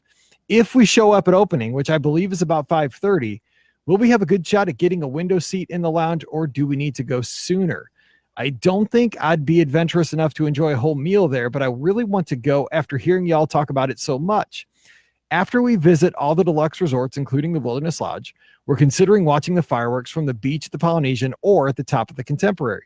Are we able to watch from the Contemporary if we only eat at the lounge? Which has the best view in your opinions? Thank you so much for providing so much happiness to so many. Janet's in Kentucky. She says, CATS, cats. And I say, MIZZOU. All right, because we're in hard competition for good bowl games right now. So we'll see. I'm snoring. Anyway, so back to football talk. Anyway, so okay, so they want to do she wants to get a good seat at the California Grill Lounge. I've never gone there. I don't think you have. I have not. But I would say with a lounge, I mean, you're not going to really have. It was just like, not Tambu. Trader Sam's at Polynesian first knew like you would kind of queue up to get a spot in there, like the first couple weeks, first couple months maybe. But I would think if you're there, 15, 20 minutes before it opens, I think you could probably get any seat you want, right? I mean, that's what I would guess. I would assume that would be the case. Yeah. I mean, if you really wanted to make sure, get there a half an hour early, but I would think that would be fine. And I would watch, this is just me. Okay. So when you're talking about fireworks from the Contemporary, because I've seen them from the Contemporary, I've seen them from Bay Lake Tower at Top of the World, and I've seen them from the Polynesian Beach. Here's my take on that dilemma. Great views, all the spots. When you watch from the Contemporary or Bay Lake Tower, everything's kind of askew. You're closer, you're really, really close, but everything's askew. It doesn't look like it's the castle. If you watch from the Polynesian Beach, it's smaller, but it looks more like what you see like Correct. like that, everything's more centered. So that Yes. it's further, but more centered. So what do you say for that? I agree with you. Yeah. So I like the Polynesian beach view. And the view from the Contemporary is definitely more off center. It's not the traditional view. So I would make sure you just Google the view from Contemporary for fireworks and make sure that you like the view there, and before you really commit to doing something. All right. It's gonna be important. Question says, happy early birthday twin. It's from Scott. Hi gang, I was listening to today's podcast and I found out that Mike and I share the same birthday. No, 27th. That's a good day to be born. You're right. Happy birthday, Scott. Are you 22 as well? I'm feeling 22. Anyway, just saying. I don't know. I think November 30th is a good day to be born because that's Brian's birthday. He's about 22 too. We're both he is about 22. Yeah. Whippersnappers. Anyway, he says, on to my question. I'm planning a Disney World trip in February with my brother and sister-in-law. We'll be spending 5 nights on property, 4 at Riverside, and the final night at Beach Club. My question, however, concerns admission. While both my brother and his wife have purchased park hopper tickets, I plan on getting a premier annual pass as I live in Los Angeles and just a short drive from Disneyland. My problem is FastPass Plus. I want my pass to expire as far out as possible, so I'll have a better chance of sneaking in another trip or 3. But I also need it so I can make FastPass Plus reservations at the 60-day mark, which is fast approaching. If I buy the pass now but don't use it to enter Disneyland, will I be able to make those reservations without triggering an expiration date? Thank you guys for the awesome podcast, Scott. I think that's right. I think that you can use it to make fast passes, but it doesn't start ticking until you enter a park. If that was the case, I don't know if anything has changed in the last year because it's travel agents, right? APs. Well, and I will say the Premier Pass, the one for the both coasts, right? That's the one he's talking about. That does have different kind of rules because it's so unique. So I know that because I bought one before. So I'm gonna say you're probably okay. But just know that you do have to go to the park to buy the pass. But I don't know if I'm assuming that the pass won't start ticking until you actually go there. But I'm, and use it, but I'm not 100% sure. But I do know you have to go to, in this case, Disneyland, because I think that's the closer park for him, to buy that pass. So you're going to want to keep that in mind. Good stuff. And so while we're recording today, it's pretty awesome. We've had 2 people in Epcot watching live, and Giovanni's tuned in right now in Spain. So shout out. That's fantastic. Yes. Awesome. I love that. I love that we can broadcast live, and I love that you guys take the time to jump in with us. And apparently, Jonathan's wife loves your sweater. I like it too. Let's get the last question. It's for Target. It's real fancy. Yes. This is the last question of the day. It's from Amy, celebrating a big 80-yard date. It's celebrating big / 80-yard date quickly approaching. And it says, we are celebrating all things on our upcoming June Walt Disney World vacation. My dad's retirement in May, my parents' 45th wedding anniversary, and my younger daughter's 8th birthday. This will be a great trip. Yeah. My parents honeymooned at Walt Disney World, have been DVC members since '93. Oh my gosh, that's got to be awesome. And we visited Walt Disney World many times as a family. In June, they will have 3 nights in a theme park view room at Bay Lake Tower before the rest of us arrive and check into a 2-bedroom and a studio at Old Key West. That's fun. There will be 8 of us in total. I'm looking for ideas that we might not have done before. I'm considering taking my dad on a tour. Backstage magic, if I can make the time away from the kids' work, or maybe destinations discovered in Epcot since it's a little shorter. I've also thought about an Illuminations cruise. Dad and I ate at Victoria and Albert chef tables before my Disney wedding, so we've done that. And it doesn't work for the rest of our group anyway. What other ideas do you have to make this trip special? Complicating matters a bit, my older daughter turns 10 about 6 weeks before the trip. She does not eat enough to justify where we'd be required to pay adult prices for her. My husband loves Boma enough to pay the price premium, and I think Ohana might be worth it. Other than that, I'm trying to stay away from buffets or fixed priced options unless it's awesome enough to deal with the extra cost. We do have DVC, AP, and Tables in Wonderland discounts. What tips do you have for kids who are Disney adults but eat like children? That's always been my kids. Thanks so much for all you do. I love the show and listen to Magical Mouse Radio via Alexa nearly every day. Amy says she's an Alabama girl, War Eagle, currently in Kansas. Man, that's like 2 strikes right there. Auburn and Kansas. But I still love you anyway, Amy. Thanks for listening. That cracks me up, boy. You're just trying to get my heart both times. Okay, so being a Missouri person who loves Alabama. Okay, so they've pretty much been there, done a ton of stuff. I did love that that Epcot tour that I did last summer, where you just tour World Showcase before it opens with a VIP cast member. That was awesome. We had lunch at Rose and Crown. That was a really cool thing, and it was just about the right length. It was about 3 hours long, so it didn't take up your whole day, but it was long enough to be worth it. If you really want to go big, and it sounds like sometimes you guys do, maybe try to look at the Grand One. You know, and I know we keep mentioning that today. We're trying to get. Well, I don't say anything. Yeah, it's pretty cool though. I would look at that. Talking about Illuminations cruise, those are going to be very special because of Illuminations going away soon. Maybe the last time to see it, that'd be a special way to remember it. I like that idea. You have the tours over at Animal Kingdom that people like. The Caring for Giants, that might be fun with the elephants. And as far as dining, just go where people like. You know, I think people sweat the ADRs too much. You know, if you like it, go there. And if you're curious about a place, get the ADR. Try it once. If you don't like it, you don't like it, but you gave it a shot. What do you say?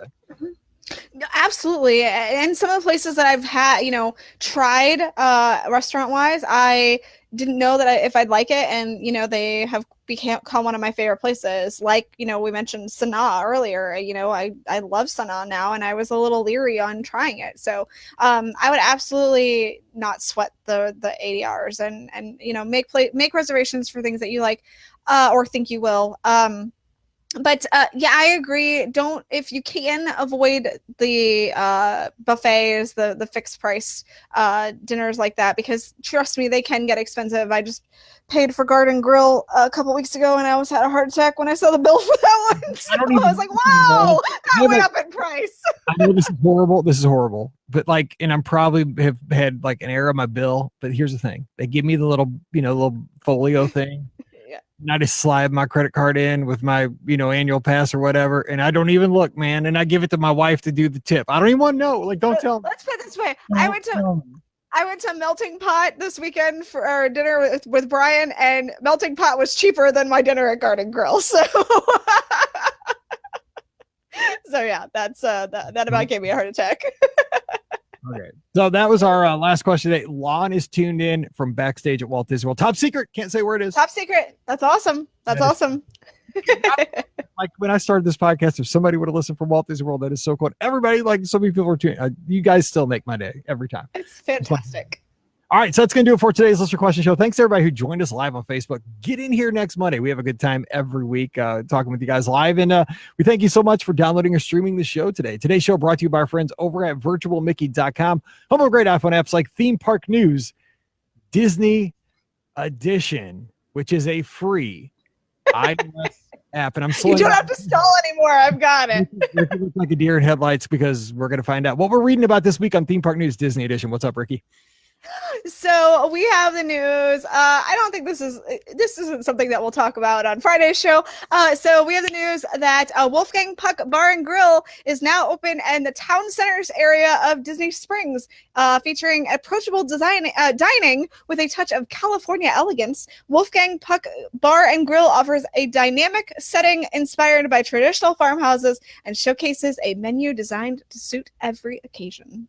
So if you're looking for a new place to dine at Disney Springs, not like we don't have enough places to dine at Disney Springs, Wolfgang Puck Bar and Grill is going to be your new option. And looks like I have a place to go when I'm down there at Christmas to go try out for, research purposes. Oh, I can't wait. I got 7 weeks till I get down there, man. I cannot wait. So, check out the great apps over at virtualmickey.com. There's actually more. There's like a packing app, a calculator app. There's all kinds of stuff. That's but true. Turn your Apple device into a Disney device. Check them out today at virtualmickey.com. Thanks to everybody who continues to support the show the easiest way possible by using our Amazon affiliate link. It's beourguestpodcast.com/Amazon.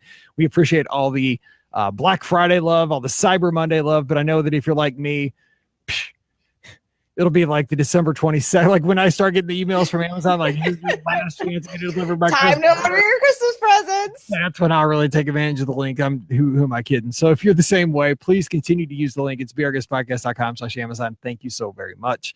Give us a follow on social media. We're on Instagram and Twitter at @BeOurGuestPod and at BeOurGuestMike. We've got a great Facebook page, facebook.com/beourguestpodcast, and subscribe to the YouTube channel this week. Yes. /Make us YouTube stars. Followers, so my kid thinks I'm legitimate. You know, that's how it is. I'm a YouTuber. No, you're not. You're old. I'm like, what? There's old YouTubers? No, they're not. Or there's not. Anyway, you got to have 1 million subscribers. And I'm like, well, but that's not going to happen. So anyway. Hey, you never know. Maybe someday if we keep doing this long enough. We are trying. Anyway, that's going to do it for today's show. We'll be back again on Friday as we talk about all of the announcements that have been made. Oh my goodness, so many things. We're going to talk about so much. So if you need this little Disney fix and you want to hear our take on everything that's been announced, everything coming in 2019 and beyond, come back on Friday, which I hope you will. So for Ricky and Pam, I'm Mike, wishing you a great Wednesday. Time to head back to work, and we'll see you real soon. Good. Yay! You guys rocked. You guys are on fire. I love it. I love these kind of shows. Ricky needs more coffee because she needs more of a buzz. So I'll be right back. I got another show to get through. I need to get more amped up. Hold on. I'll be right back. Bridge. Hang tight, everybody. We're starting in 5 minutes. Or less.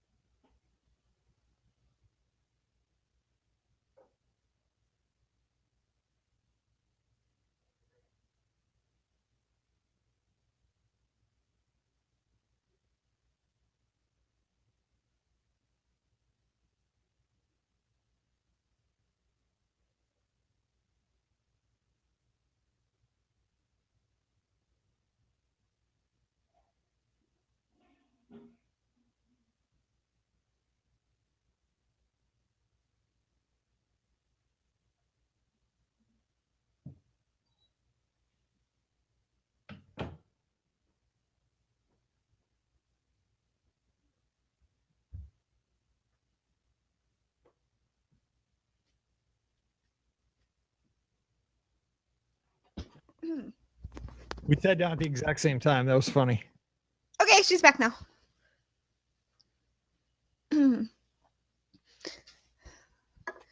Eric asked if we're broadcasting live on YouTube now. No, not yet. We are taking these and putting them on YouTube. So not yet. We can go on Twitch though here soon, but we can. I'll be in the news.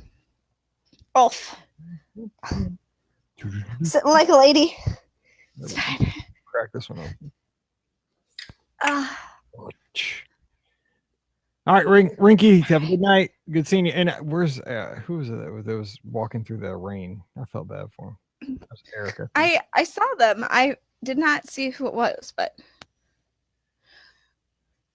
let's see here. Those were really kind words, but I just couldn't. We were in the middle of something. All right. Yeah, I know. Yes. All right. So let's go on to Friday. Here we go. Let's do this. Eric doesn't want to be around when my caffeine crashes. Yeah, neither does anybody else. Bed. I need to go to bed. You'll be laying there, that cat will be licking your nose. Why is it licking my nose? I don't know what cats do. I've never had a cat. All right, here we go. Let's see. So 1414. I think it was Eric. It was, I think. Okay. Yeah. Ah, Jennifer, you're killing me. My run for the border's coming after this show. We got to hustle. Okay. Yes. Fuels my Tuesday runs in many ways. And yeah, exactly. Oh no. Mike! What? Yeah, ding. What is wrong with you? There you go. Thanks, Jennifer. There's something wrong with you. You're the worst. Jessica's working remotely. That's the best way to work. George just runs too. Keeping America running. Oh no, let's stop this right now. Nope. God, you're such a boy. Yeah. That's why I love teaching 6th grade. I was just the tallest one in the class, and they just gave me the key to the room. Give me the report cards. Okay, here we go. Oh man. All right, 14. Get it together. Oh, Speed. I am speed. what does Ron Burgundy say? Oh. He says inappropriate things that I can't say. Yeah. Stay classy, San Diego. He says inappropriate things I can't say. He does. Put it on the prompter. He's gonna read it. That movie is so funny. Okay. Oh, it is. I love that movie. The second one, not so much, but the first one is awesome. I love it so much. The second one. Don't worry, you're not missing anything. All right, here we go. That escalated quickly. Yes, it did, Betsy. Yes, it did. That escalated quickly. All right, here we go. God. Okay, here. I can't. Okay. George, what is wrong with you? All right, I'm not even putting that on the screen.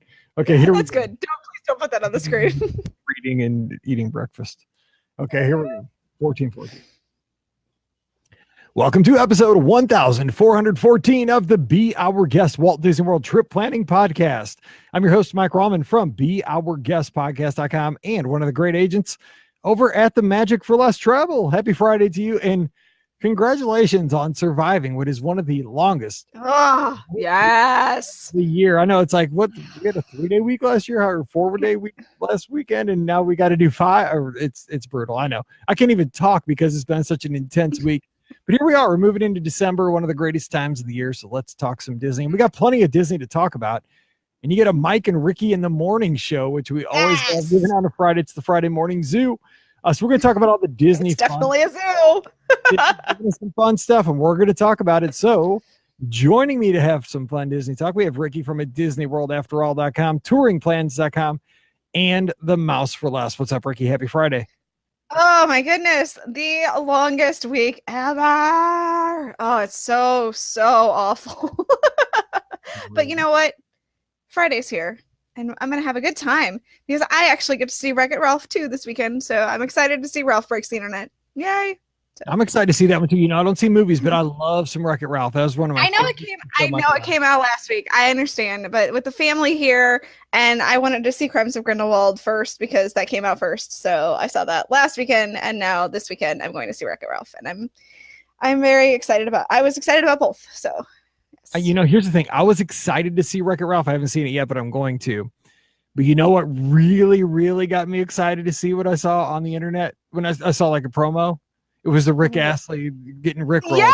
I thought of you when I saw that. They wrote this movie for me. Yes, they did. Oh, I love that. That was so fantastic. They did a really good job with that. That was really creative. So fantastic job, Disney, on that one. That was really good. That was like, oh, they're speaking to my soul. They were.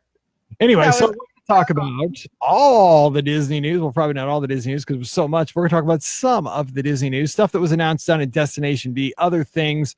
You know, Ricky, you cover this for the Mouse Plus. You're always keeping up on what's happening, the new stuff. So I'm just going to let you kind of, let's hit maybe 5 or 6, 7 announcements and just give our thoughts on what we think. So what? Seriously, so many announcements, so many. Go ahead and here. Let me actually. I said that, but let me jump in first with Illuminations because that's my. All right. Yes, of course. That. You know what though? So, and if I get stuff wrong, because I'm not reading. I got you. I'm just going off of what I've read and remember, and listen to other shows and stuff.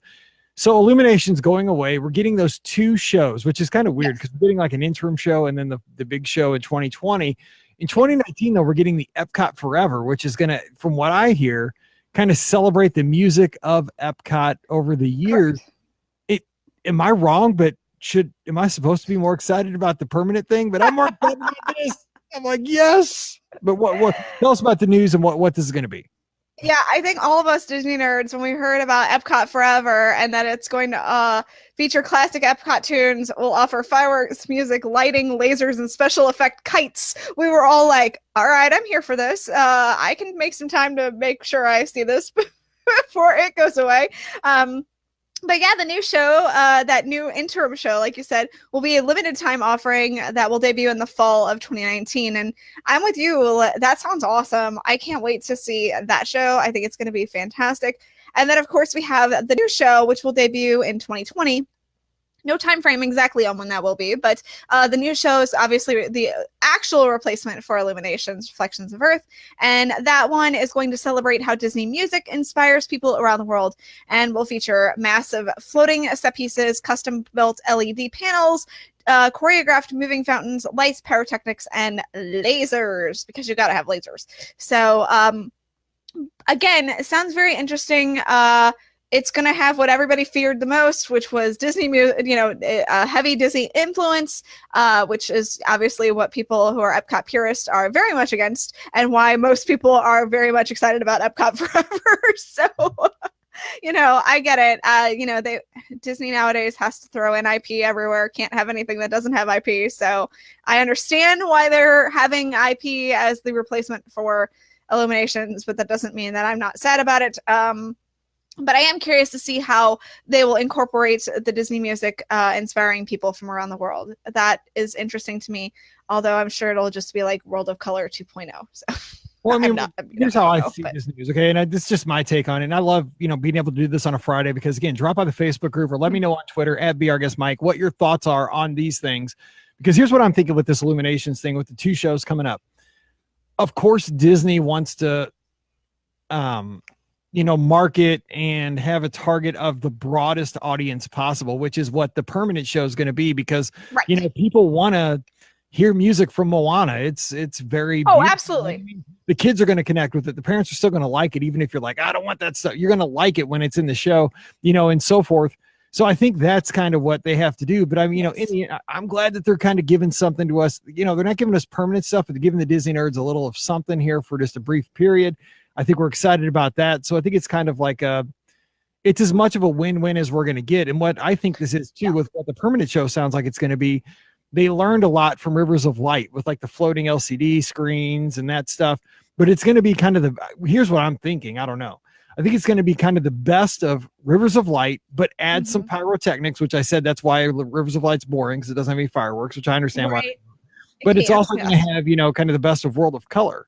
With kind of a music. And I think it's really going to be kind of like an all-star. I mean, this is what Disney does. They take the shows and they build on them and they combine the best elements from this show, that show, this show. I think it's going to be killer when it comes out. But I mean, I think it's, if you don't like the IP, that ship has sailed. You're going to get it all the time. Oh, absolutely. 100%. Yeah. It's all IP all the time. Yeah. That's how things are nowadays. So if you don't like IP, you may not want to like Disney anymore. But I'm just saying, that's definitely where they're going. I don't necessarily have a problem with it. I am sad, obviously, a little bit that they're going that route, but knew that was absolutely the route that they were going to go in. So it's not like it was a surprise that they were going to add Disney IP to the new fireworks show at Epcot. Like it's not a surprise at all. What are the chances we get the computer song Eric sang for the interim show? It's got great big memory like an elephant. That would be fantastic. Nobody would know what it is except us Disney nerds. So, that's not a studio computer. And you know what? Probably some Disney nerds wouldn't know what that was either. So let's just be honest. You'd be able to pick them out because we sing along. It's got the great big memory. Think about that, man. Epcot was started. I know we got to get on to the other stores. But I mean, like, computers weren't even a thing. And like everybody has a supercomputer in their hand, and they're probably looking down and watching the show nowadays. Crazy. Yeah, absolutely. It is bizarre, isn't it? All right, next story.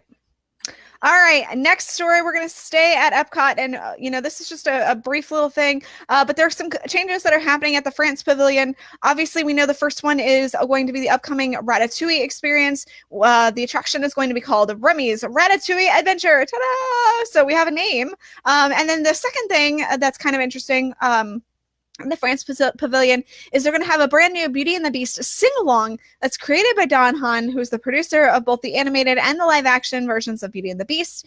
And this new show is going to be in addition to Impressions de France, which tells me that the show is going to take place in the same theater as Impressions de France, and they're probably going to, intersperse them. And that also may mean that Impressions de France this is speculation, but they may be phasing it out. That's again just say that. I'm not saying that's what's happening. I know. I'm going to start a riot. But part of me wonders if the reason to do this is to see how popular Impressions de France is versus the new sing-along show. And I guess that my guess would be if the sing-along show ended up being way more popular, they would get rid of Impressions. Again, this is speculation, so don't take that. If you really love Impressions de France, make sure you go see it. But for now, we know that Impressions de France is staying, so that's good news for Impressions de France fans. So, I like this. I know a lot of people poo-pooed this one again because of the IP stuff, bringing Beauty and the Beast sing along into France. Here's what I say with that. I mean, France is going to be a destination. Ratatouille. You're going to have something else in the theater with Impressions de France. And the thing is, like, Beauty and the Beast has awesome music. It does. I mean, that's why it won so many awards. Our podcast is named after a song from Beauty and the Beast. We may be a little biased. I think it just works in other ways too. But I mean, the thing is that it's got just great music that a lot of people know. It works even, well, maybe not better than Frozen as a sing along because everybody knew Let It Go and most people knew the other songs. But it's it's akin to that because people know a lot of the words. And the thing is, I think it'll fit really well. It'll be fun for the younger generation. It'll be fun for the older generation. It's going to be, as long as they keep Impressions de France and like alternate them, I think this is great. France is going to be the place to be. This pavilion is going to be rocking here soon. Agreed. It's already busy, with everything going on, and it's going to be even more so. So, I'm looking forward to that. And then we also had news about, our good buddy Martin Short may be replaced, for O Canada. So they're going to put in a new O Canada film as well. So that's kind of an interesting, like, little blurb that came out from all of it. I will miss, plastic surgery Martin Short. But, and we're also getting a new film, and I mean, we've been saying this for like 2 years now. The new film in China, which apparently is going to be on screens, and it's going to be really updated in the theater. Which I'm excited about. But I mean, and I shouldn't be sad that the old China film is going to go. But like, something about that film it's kind of like Impressions of France. It's like, it's comforting. It's old Epcot. It's a place where you can step into the past, which I know is what Epcot's not supposed to be about. Man, I love that film. And I love that theater as it is. But I mean, it's going to be nice, I'm sure. It will be. It'll be nice to have some updated films. I mean, they updated, but I think the last time the China film was, I mean, please don't quote me on this because I don't remember 100%, but it was in the mid 2000s. Yeah. Somewhere around there. And then, the Canada film was replaced around that same time too. So I know that they were both replaced in the mid 2000s or something like that. So they've been around for a while. They've been around long enough. I think it's time for a new replacement for both of those shows. I think the China film's actually from the mid to early 80s, and the updated Canada film, it's a decade old now. I think it was around 2007 or so. 8. Yeah, I know it was around when American Idol was big because the person who sings the song is from the Canadian version of American Idol. So, and I know it was when I was a Disney fan. So I want to say it's somewhere between that 2006 to 2008 time frame. And I'm not entirely sure when it 100% was, but I swore they put in, updated the China film while I've been a Disney fanatic too. And I didn't start being a Disney fanatic until 2003. So I guess I could be wrong, but it's from the 80s. I'm pretty sure it's from the 80s. I swore it had been updated, but maybe I'm wrong. I know Impressions de France is the original. Like that's been there from the beginning. Yep. So I'm surprised they're not updating that too, to be honest. How often do you go to the films in Epcot?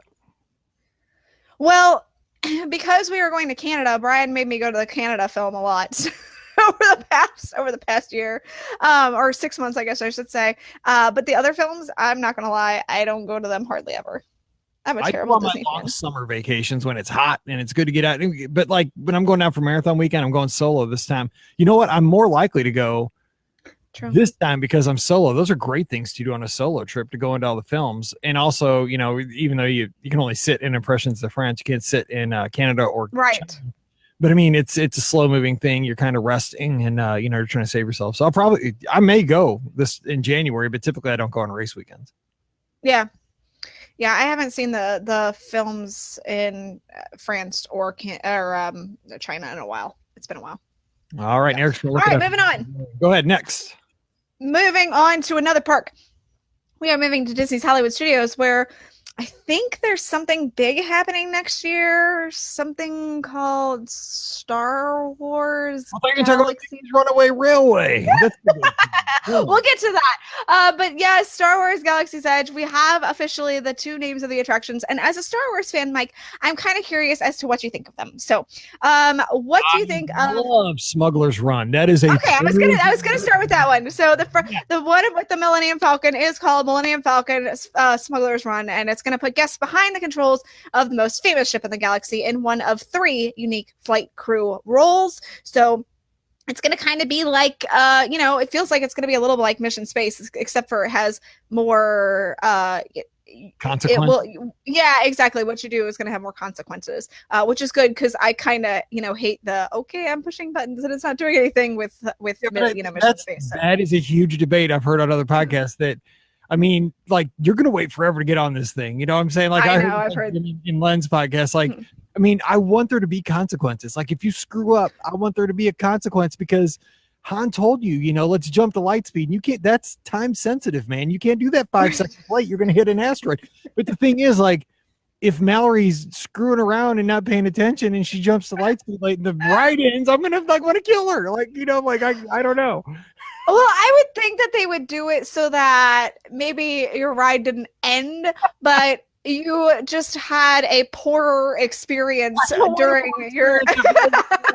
No, murder! Don't fly this ride with me because we're all going to focus. We are going to. I'm going to screw it up so good for you, Mike Rollman, on your first ride when we ride together. It's going to be fantastic. I just want to see you crash and burn in the Millennium Falcon. Realistic. I'm so mean to you. Okay.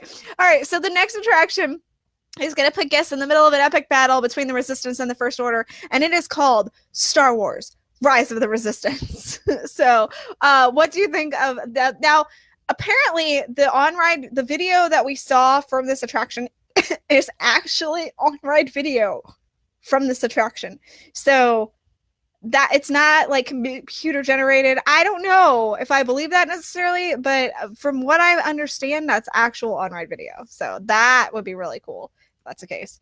I think it's gonna be fun. That name doesn't get me as much as like Smuggler's Run for the Millennium. I'm more attached to the Millennium Falcon. The Rise of the Resistance is kind of just explaining what the ride is going to be about and like what point of view you're taking. I think it's you're an idea of like what side am I on when I'm experiencing this attraction. I think it's going to be fun. I mean, for anybody that's grown up in my generation, I'm 22 and anybody yeah, you just turned 22 yesterday. Yes, 3 days.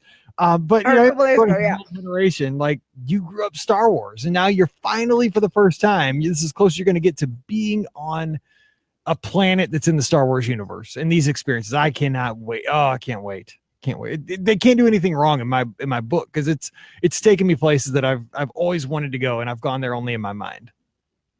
All right. Well, that's good for you.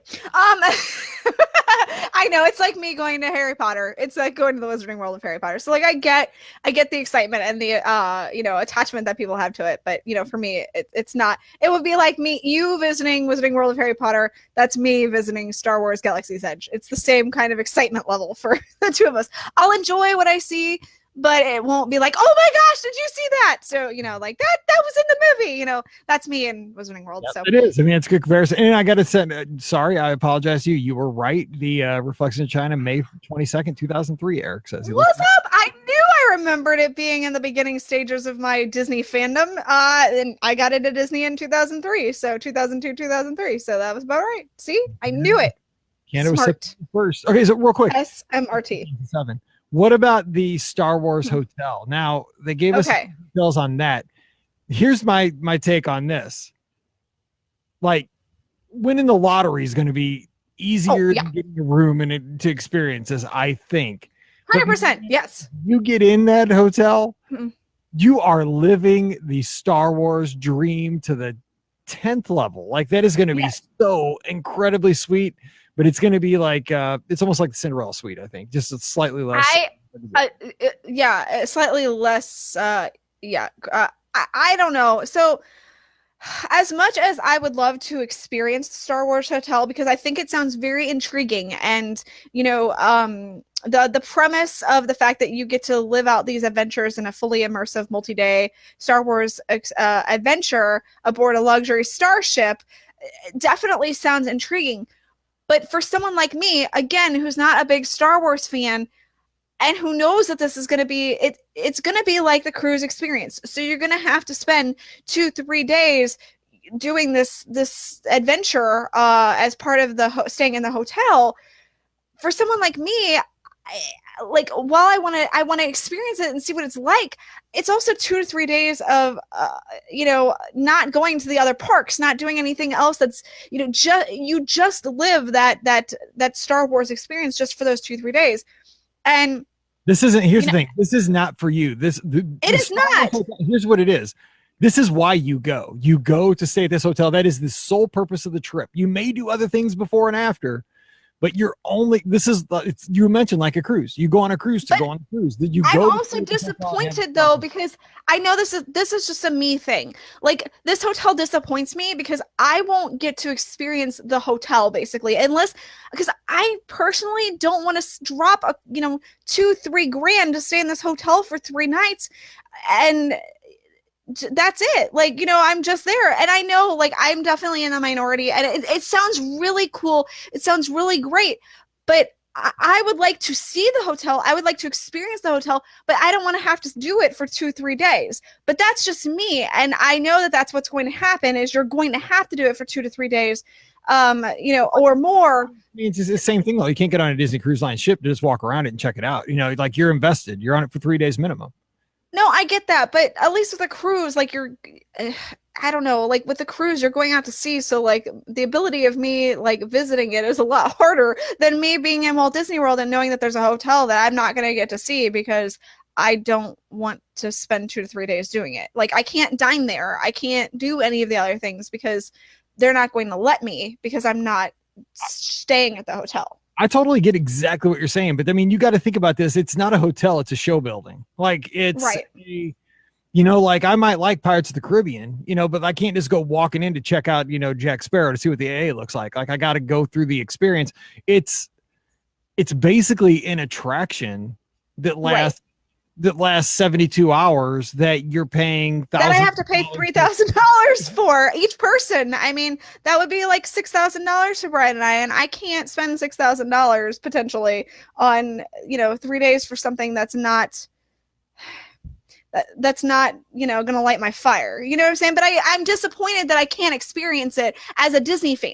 Like, does that make sense? Like, I hope I'm making sense. I'm really excited for those of you who are going to get to experience this because I think it sounds really cool. But as a Disney fan, but not a Star Wars fanatic, like, I'm very disappointed that I won't get to experience this at all. So that disappoints me. I get. I mean, totally. I mean, this is very. I get it. I mean, there's a lot of this is a totally new thing. But I mean, I'll tell you what. I will save my money to try to do this, and I'm fine with not doing anything else other than this for 3 days. Because, man, that would be so cool. Like, I'm all in on it. Of course, it's gonna be hard to get in. It's got to save a fortune. I probably will never get to do it, but I would.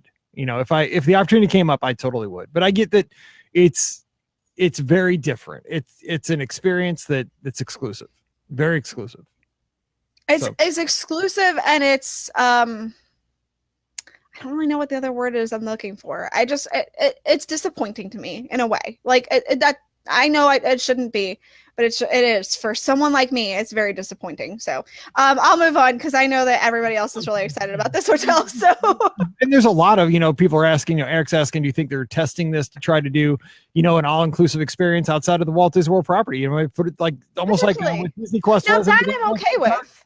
I doubt. I don't know. Yeah. I doubt it, but you never know. Anyway. All right, moving on, since I'm a big downer about I think a lot of people feel like you. Actually, everybody in the chat's agreeing with you. So that's good. I'm glad. I know that it's going to have its appeal, and I get the appeal. I get what people are excited about. Again, as a Harry Potter fan, now I wouldn't necessarily want to do the same thing with Harry Potter either. I mean, I wouldn't necessarily want to do a 3-day experience where I spend $3,000 a person, to get to live this world. But I understand why someone would want to do it. It's disappointing. So anyway, moving on, Disney's Hollywood Studios is going to be celebrating its 30th anniversary this year. what? I'll be there because of Mallory's makes- cheerleading competition. Yeah, that makes me feel so old because I've been, I remember when Disney's Hollywood Studios opened. So anyway, 22. I mean, that's weird that like I remember this. I'm 22 and it's going to be 30. So go ahead. I'm not. I know. All right. So they're going to be debuting The Wonderful World of Animation nighttime show in May of 2019, and it's going to be a projection show so it's going to take place on the Chinese theater. It's going to be probably a replacement for the Disney movie Magic show that takes place currently, which I think is fantastic and way underrated at Disney's Hollywood Studios. Everybody talks about, the Star Wars fireworks or Fantasmic, but to me, the Disney movie Magic is right up there. So I'm really excited to see that they're going to be creating a new show for this. The show is going to use the state-of-the-art projection technology to take guests on a magical journey through the more than 90 years at that point of Disney animation, all beginning with Mickey himself. And this, I think, is a perfect place for this attraction or for the show. I think it's going to be a fantastic show. It highlights what Disney's Hollywood Studios is all about, the whole, Disney storytelling thing. I am totally down for the show. I think it's super exciting and I can't wait to see it in person. And it ties in. It's got, it's almost got Eisner-like synergy because you got the one-way railway. It's actually projected on the building. Like we're starting to celebrate Mickey more, and it's being projected on the building where the new attraction is going to be. That's pretty. Yep. I don't think it's going to be only Mickey though. I think it's going to be in it. Like they shut away from Mickey forever. They did. I don't know why, but you're right. They did. Except for walk around characters. So we have Mickey. So there's that. But all right. So moving on. Speaking of Mickey and Minnie's Runaway Railway, we have that attraction is going to debut. I'm sorry to say in the fall of 2019. So by the way, for those of you who are planning trips to Walt Disney World in the fall of 2019, going to Disney's Hollywood Studios, good luck. Oh my gosh! You might want to parachute in. That's the only way you're going to get in. Just drop somebody, just fly over Kissimmee and test the winds and jump out with your parachute.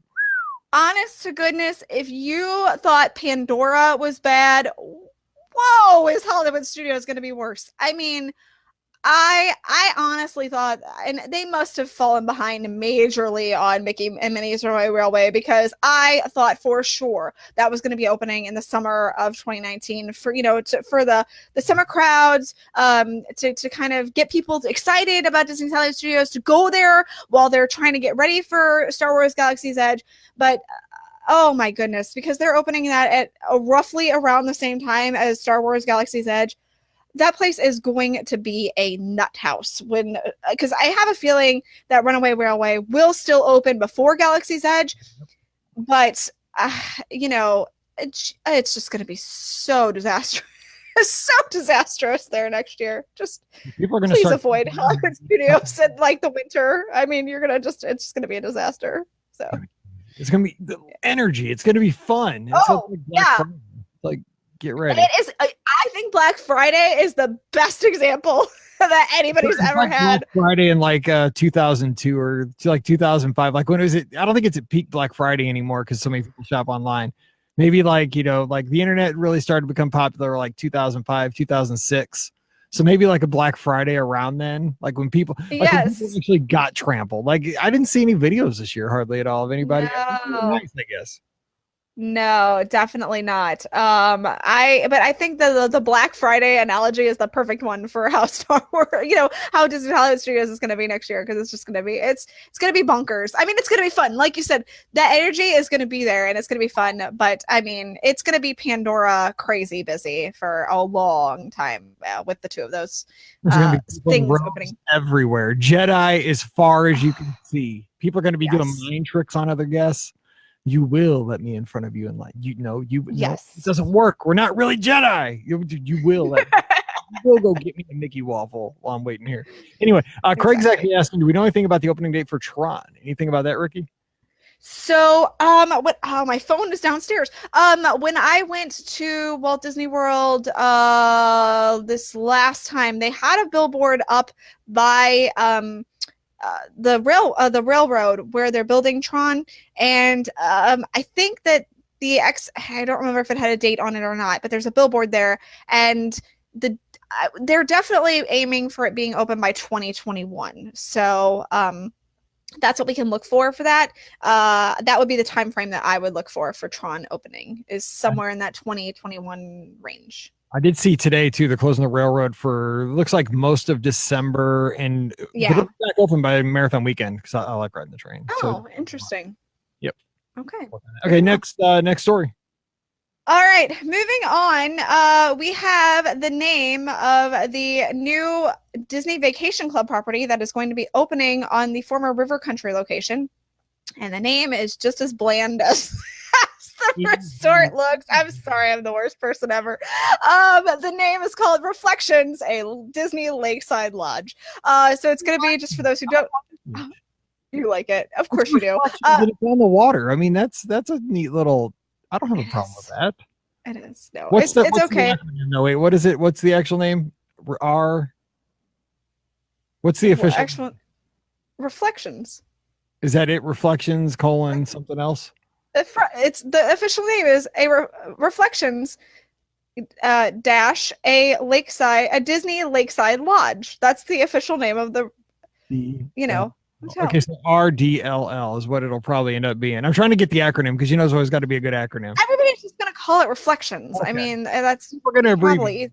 Okay, go ahead. It's going to be abbreviated to Disney's Reflections, I'm sure, because everything is Disney's, Disney Reflection, whatever. So that's why I'm surprised they went that route, because they put Disney in front of everything instead of after. So I was surprised they went that naming route. But anyway, it's a deluxe resort that's nature-inspired that will feature more than 900 hotel rooms and the proposed Disney Vacation Club villas. So, yay, there's that. That site, doesn't it? 900 rooms. I mean, I know that's not a huge hotel. I mean, Pop Century's got like 2,500, but it doesn't seem like it's a very big site. It's a great location, though. I'm glad to see something going on. It's going to be fantastic, the location. So, I mean, it is what it is with that resort. It looks okay. I'm excited to visit. Let's put it that way, and I'm hoping it wows me when I get there. So, speaking of, look into the camera. You will trust Disney. Yes, of course. Speaking of things I need to trust Disney on, artist renderings don't mean anything. Go ahead. Speaking of things I need to trust Disney on, and artist renderings don't mean anything, we have the name of the 15-story tower at Disney's Coronado Springs Resort, and it's going to be named the Grand Destino Tower. That sounds like a Mexican wrestler or something. The Grand Destino. Oh my goodness. I love it. It's going to be completed in July of 2019, and it will feature 545 new guest rooms, including 50 suites. And it will look like a Las Vegas hotel. So you guys are so bad. Like, I have no problem with these taller buildings. Like, I know. Like, I don't have a problem with the tall building. That part I don't have a problem with. I do have a problem with the fact that it doesn't look like the Southwest, because I lived in the Southwest. So that's my problem. There's no big tall buildings somewhere in New Mexico somewhere? There are. Let's put it this way. The hotel that I worked at was the tallest building in the entire state of New Mexico. That is no joke. That is actually no joke. I worked in the tallest building in New Mexico. Like rooms, and the best way to do that's to build up, and it looks fine. I think it fits in fine. I mean, it doesn't look like the Southwest. You're right. It doesn't look like the ranchos and the casitas and the cabanas. No, it's the inside. It's the inside that I have the problem with. I don't have a problem with the outside. It's the inside. It looks like Vegas. It's going to be like Vegas. Grand Destino. All right. Put me in a headlock. Grand Destino. 18. Yes. All right. Moving along. The Void at Disney Springs has officially opened the Ralph Breaks VR, which is a multi-sensory immersive experience. Teams of 4 guests are going to break into the internet with Wreck-It Ralph and Penelope Von Schweetz, disguised as characters from the film called Netsians. Of course, Mike and I have just discussed how we haven't seen this film yet, so we don't know who the Netsians are. And they're going to play the newest, coolest video game ever, and it introduces 2 brand new locations, the Dunderdome and the Pancake Milkshake Diner, which that's adorable. I love the Pancake Milkshake. You've seen the commercial for it with the one gets the bunny gets one thing and the kitty gets the other. Yeah. I've seen the Carvana commercial where they order all the cars. They push all the buttons. Oh, no! They even made a little game. I think they made an actual game for your phone with the Pancake Milkshake Diner. Anyway, games on their phone. I don't have time for that. Anyway, it also includes a new antagonist, Bev, which stands for Built to Eradicate Viruses. So I really want to do this. I think I wish I could do it in December with my family, but I don't think that they would be down for this. This does not seem like something that my mom or dad would enjoy. My brother and Kurt might, but mom and dad maybe not so much. So, but it sounds like it's a lot of fun. So I would totally do this. But yeah, the Star Wars version will still exist, by the way, for those who are curious. So you can still do the Star Wars. And Eric is the man today. He's filling us in. Destino is the name of the film Disney made with Salvador Dali. There you go. Look at that. I just thought it was like maybe like in Spanish it meant like destination or something, you know. Maybe. I don't know. I was wrong. And yes, Craig, Bunny gets pancakes, Kitty gets milkshake. So yes. Rick All right. Or Rick Astley, yes. So we also have information about the Disney Skyliner. So that is going to begin transporting guests in the fall of 2019. Those gondolas are not air conditioned as well, so just keep that in mind. But they will have a like a cross ventilation system to flow inside the unit. Deodorant when you get on. Yes, at all times, as well as reflective windows, which they have on the buses and things like that are going to prevent the cabins from getting too hot during the day. So never fear, no air conditioning, but they will have air. So air will blow through them. Just know that you're going to be safe. Also, use deodorant. I'm just saying. And we have about time for one more or two more stories. What we got? Well, I've got one more story, and this was the one that really made me upset. I know I've already discussed my upsetness at Star Wars Hotel, but the one story that from the last week that really made me upset was, and I don't usually get upset with Disney. Like, I mean, I know I threw kind of a stink about the hotel a little bit, but like, the things that Disney does don't really upset me greatly. Closing the Adventurers Club did for sure. But there's not a whole lot that actually really upsets me that Disney does. I mean, yeah, I may throw a little fit, but you know, really heartbreaking. But this one I'm heartbroken about. And that's the fact that the story. What are you heartbroken about? You're killing me. Disney is using automated PhotoPass systems at select meet and greets. Yeah, that does totally stink. I know you're like your whole family's made their living being photographers. Correct. And so this really bums me out because, you know, our good friend Kim Taylor is a PhotoPass photographer and an artist. She's an artist.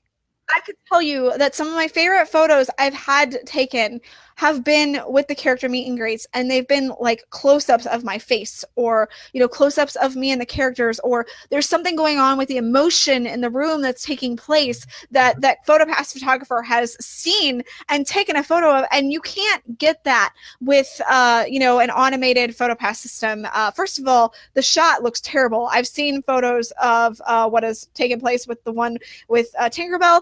It looks absolutely dreadful, totally awful.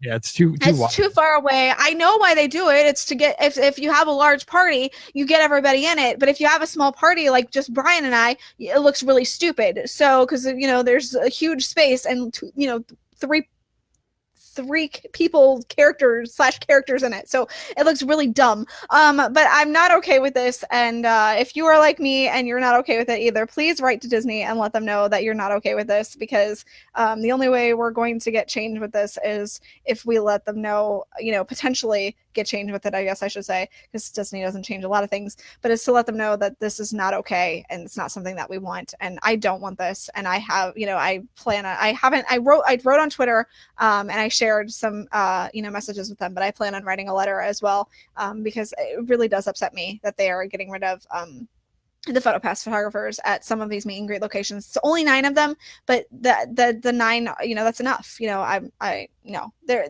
and you know what? One of the biggest selling points we've had for Memory Maker is the fact that they do take such great photos of you with characters. I don't know that I can suggest Memory Maker as much without these great photos of you with characters. I'm gonna be perfectly honest. Like, what you took away, if you take away 9 of those locations, you know, that it makes it not as much of a good value, because you're not getting the same quality of photos that you'd be getting before. And here's my thing with that, because you know, I want to echo exactly what you're saying, because you got Kim's a great example. She is somebody who, you know, I talk to her on my trips, and I talk to her over social media occasionally. And the thing is I always tell her, my biggest message to her, she's passionate about her job, and I always tell her Walt would be proud of what you do in his parks, because Absolutely. she is not just, she's not a photographer. She is an artist who's also taking pictures. Like she Yes. is, because she's a Disney fan. That's the thing is, and I think a lot of these PhotoPass photographers are Disney fans, and they kind of know what was it like when I first met Mickey, or what was it like when my daughter went up Tinkerbell, or, you know, whatever. Because the thing is, and Betsy says this in the chat very well, a lot of times, and for me, I'd say 75% of this is true. The best pictures are either the approach of the character, not when you're standing next to the character, it's the approach, the first glimpse at Mickey when you enter the room. And if, you know what, like the thing is, like the photographers that are good and passionate are looking for this. And also the kind of the best pictures are that last little wave as you're being escorted out of the meet and greet location, you know, where Mickey waves goodbye and you see, you know, the parents are dragging the kid away, but they're looking back for that last little look back at Mickey and giving him a wave. Those pictures are priceless. That's why you go to Walt Disney World. You're not going to get that with an automated system. You know, I know Disney wants to move into automation. That's how the world's going. But I mean, there's something. But not everything needs to be automated. 100%. I agree, because you can't lose the artistry. And that's what that is. Correct. No, absolutely. The artistry is so huge. You know, like I said, the candid moments are some of my favorite pictures that I have of meeting characters. You know, when I was just down there, I took a picture, and yes, it was Kim who did it, but I met Rapunzel. I met Rapunzel in my Rapunzel dress, and she got photos of me, you know, talking to Rapunzel. The fact that, you know, I was showing off my dress to Rapunzel, you know, doing twirl, you know, whatever. But she captured those moments, and they spoke and told the story of what was happening during the meet and greet so much better than any automated system could have ever did it, because she was there. She felt the emotion of what was going on. So again, I strongly urge everyone who's upset with this change to please write to Disney and let them know that this is not okay, and this is not something that they should be doing. It, you know, even if it's to save a couple bucks or whatever the reason is behind it, it's not okay, because you know, speak with your money, you know, speak by not buying Memory Maker or whatever, because it's not okay. That's it. Memory Maker is a good value because you get lots of great pictures. Memories are something you'll hold on forever. But I mean, it's also $169 if you buy it early, $200 if you buy it on your vacation. For that price, we should be getting photographers. Sorry. Absolutely. 100%. Yes. So anyway, I've spoken my piece about that. I think, you know, folks listening to the show will be kind of on the same fence. But I mean, you know, Disney's going to make, you know, do things, and they're going to want feedback, whether they like it or not. We got to tell them we're passionate. I like a lot of Disney stuff, and I'm a Disney homer as far as it comes, so bad. But I mean, I just want to have, I have a level of expectation, and I expect that to be met, because I pay premium prices for everything I do with Disney. And this is one of the things that, you know, I hope they change. I hope they go back. Yep. We need our photographers. All right. Anyway, well, that's going to do it for today. Ricky, thanks so much for the great updates. So much going on. Mike said his head was spinning in chat because so much happening. I know. So much is happening over the past couple weeks. It's been crazy, all the news that has been going on. So I'm glad we finally got to catch up and, you know, kind of talk about it a little bit. All right. Well, don't forget today's show brought to you by our friends over at the Magic for Less Travel. Put a Disney vacation under that tree. There's still time to do that. It's a great gift, because think about it. Your family will remember that trip for the rest of their lives. You're going to make memories forever. You know what? They might not remember the socks or the underwear you give them. That'll be in their stocking, I guess. I don't know. Or, you know, the little trinket. Who's putting underwear in the stocking? I mean, like, I got like underoos or something, you know, like the Superman underoos or something.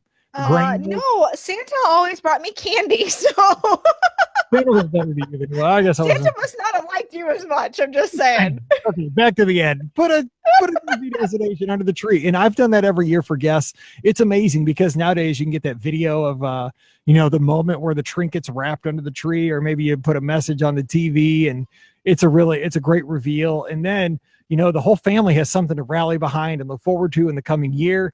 And you're going to have that trip. They're going to talk about, literally, they'll be telling their kids about the time that the big man put a Christmas trip, put a Disney trip under the tree. So it's great. We can do that still. Plenty of time to do that. Also, you know, booking into 2019 cruises, Adventures by Disney, land, whatever you want. Just drop by the Magic for Less today. Fill out that free, no obligation quote. Very important. Let them know you heard about them here on the Be Our Guest podcast, and you and I'll be working together, planning a great Disney vacation. Check them out today over at themagicforless.com. Also, please do continue to support the show with our Amazon affiliate link. It's beourguestpodcast.com/Amazon. Appreciate that so much from the bottom of my heart. Helps me pay the bills for the show and costs you nothing extra, and you get all your Prime benefits. So check it out over at beourguestpodcast.com/Amazon. Give us a follow on the social media. We're on Instagram and Twitter at @BeOurGuestPod and at @BeOurGuestMike. We've got a great Facebook page at facebook.com/BeOurGuestPodcast, and check out the YouTube channel at youtube.com/BeOurGuestPodcast. Ricky, anything else for the cause before we go for the weekend? No, I think we're good. If you want to, I was going to say, if you want to buy a shirt for the holidays, we've got those too. So our TeePublic, shop has some great Be Our Guest podcast shirts and other creations that I've come up with just from the top of my head, including #freaking magical shirts. So. All right. So also one last thing, don't forget, if you don't mind this weekend, if you have a few spare minutes, we'd love a review on iTunes or Stitcher, wherever you download your shows. That helps spread the word. So thank you so much, everybody who does that. And we're going to get out here and let you get on with the weekend. We'll be back again on Monday with a great trip report, questions on Wednesday, fun Disney talk on Friday. Maybe Pam will come back home sometime. I don't know. Maybe. Who knows? Maybe we'll get to talk to her again. I miss you, Pam. I know, we miss you. Anyway, we're going to get out of here. Let's get on with the weekend. Whatever you do, stay safe. For Ricky and Pam, I'm Mike. Wishing you an awesome weekend. Have a great one, and we'll see you real soon. Good stuff. That was fun. Yay! All That's right. exciting. Edit and get some Taco Bell. No, don't ruin your stomach like that. So good. I gotta figure out what I'm doing for dinner. By the way, order it by Taco Bell. They finish it for me now. It's awesome. Oh no, that's sad, Mike. Sad. It is. Sad. I gotta figure out what I'm doing for dinner because I think I'm by myself. So yeah. All right. Well, I will talk to you next Monday. Okay. Have a great week, everybody. You guys enjoy your week. Fuego. You guys were awesome. Loved it. See you, Todd, Craig, Eric, George, Mike. Let's see. Bye, all. Craig. All right. See you guys. Bye, everybody. Stop naming everybody. See you guys.